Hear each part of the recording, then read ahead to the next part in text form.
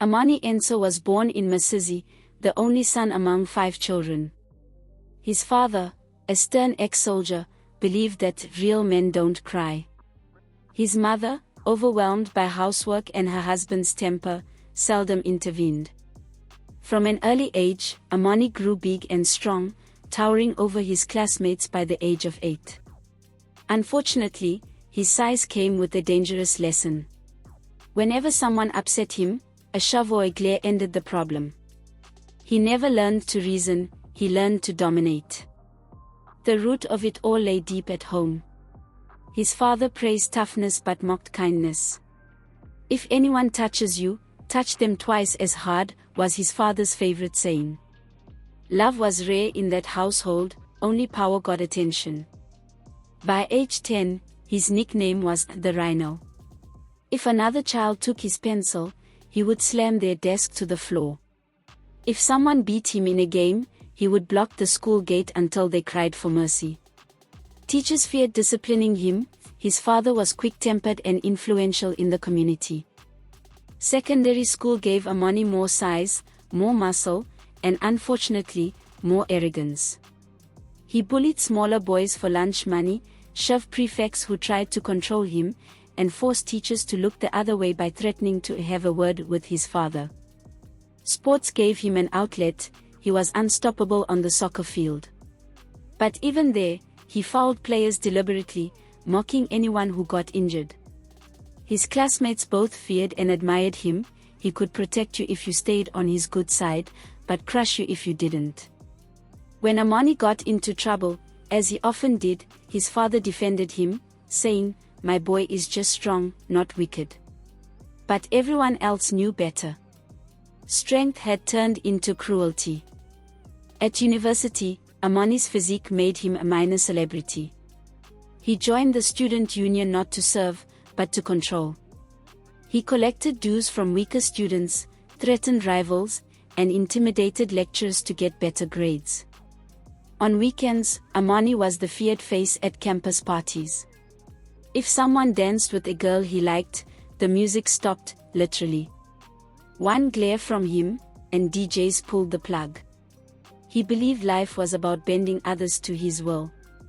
Yet, behind the muscles and swagger, Amani was lonely. People didn't love him, they tolerated him. He mistook fear for respect. After graduation, Amani used family connections to start a construction business. True to form, he bullied employees, underpaid workers, and threatened officials to secure contracts. Competitors whispered his name like a curse. "Don't cross Amani Ensoh." Within a few years, he was wealthy. Driving the latest SUV, wearing designer suits, walking into rooms as though he owned the air itself. But the old habits never died.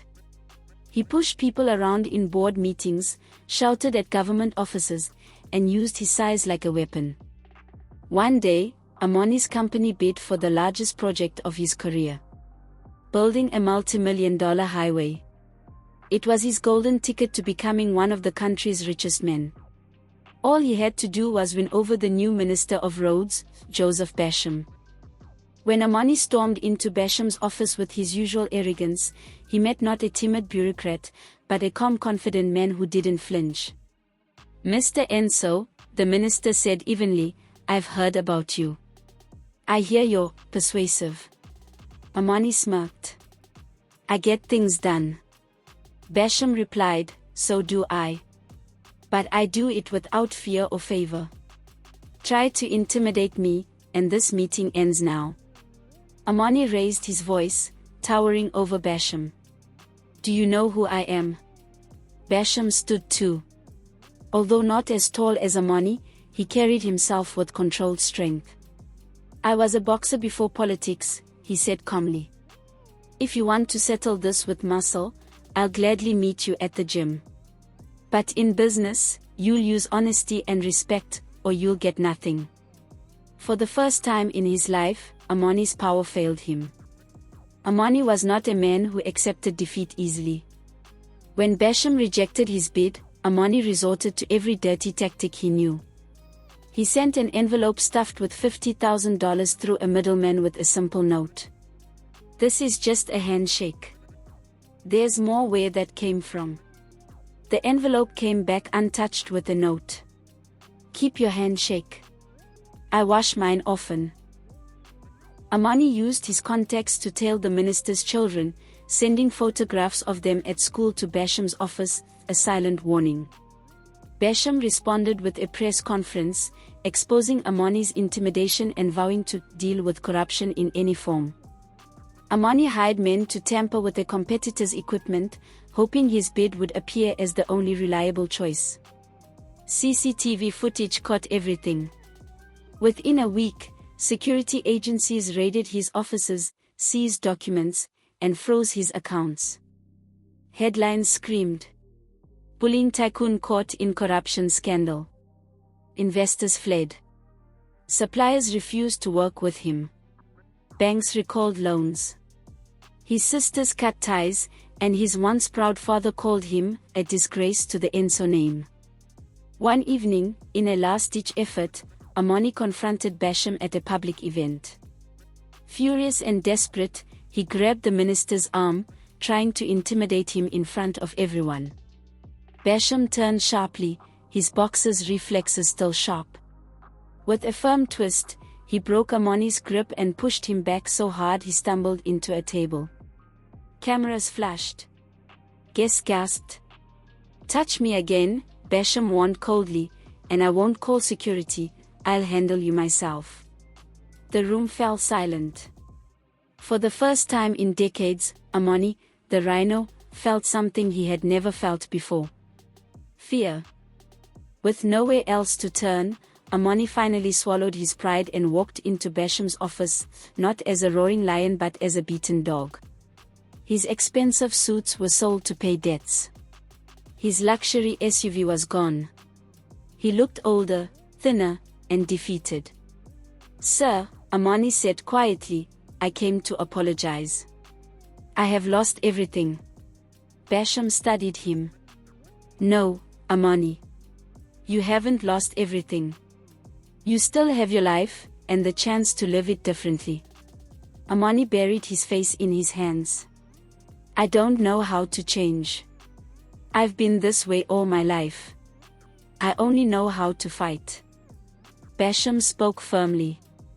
"Strength is not evil, Amani.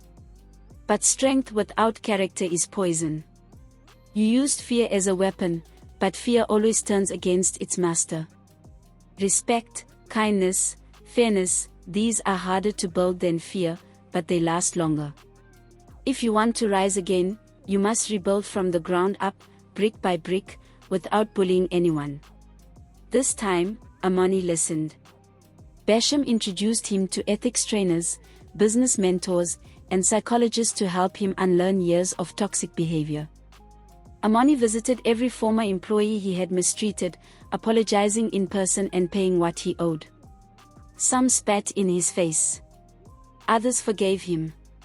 Each apology was like lifting a boulder from his chest. Slowly, Amani rebuilt his company honestly. Small contracts came first, then bigger ones. People began to trust him again, not because he was intimidating, but because he was now fair. Years later, at a business conference, Amani stood on stage and publicly thanked Basham. "You broke me, sir, but in breaking me, you saved me." Strength without character will always meet a wall it cannot move.